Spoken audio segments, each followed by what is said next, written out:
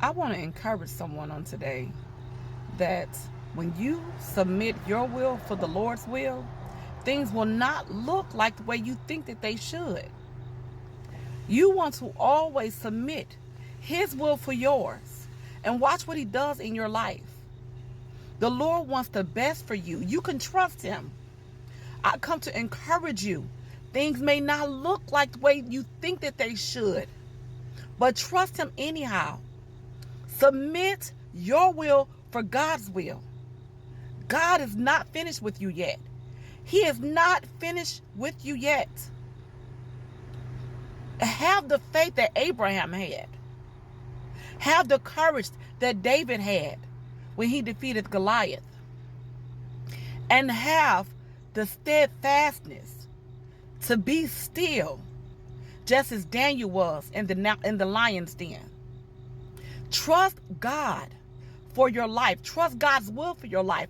Always pray God's will for your life. The Lord does not need anyone's permission to exemplify His will in your life. Just because they don't understand, it's not meant for them to understand. It's not meant for them to understand. We have to be willing to trust God's will for our life. I don't know who all prays for God's will in their life, but that's something I always will pray. God's will for my life, God's will for my marriage, God's will for my spouse. And things may not always look like the way we think that they should. Things will not look like the way that they should. And that's where faith comes in at. Being able to trust God, even when you cannot see it. Because faith is the substance of things hoped for, but yet the evidence of things not yet seen. So we have to speak to that thing as if it already were so. Pray God's will for your life. You will not go wrong. You will not go wrong. God knows best for our life. He knows what's best for us. God will never let us down. He will never let you down.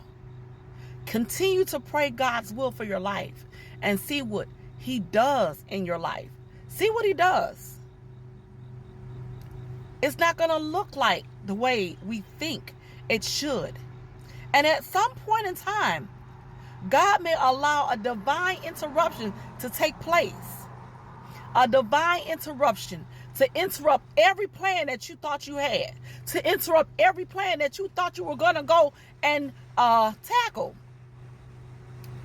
God will interrupt it all. And that's what divine interruption is. So I come to encourage someone on today. God is not finished with you yet. Trust Him. Pray God's will in your life and see what He does.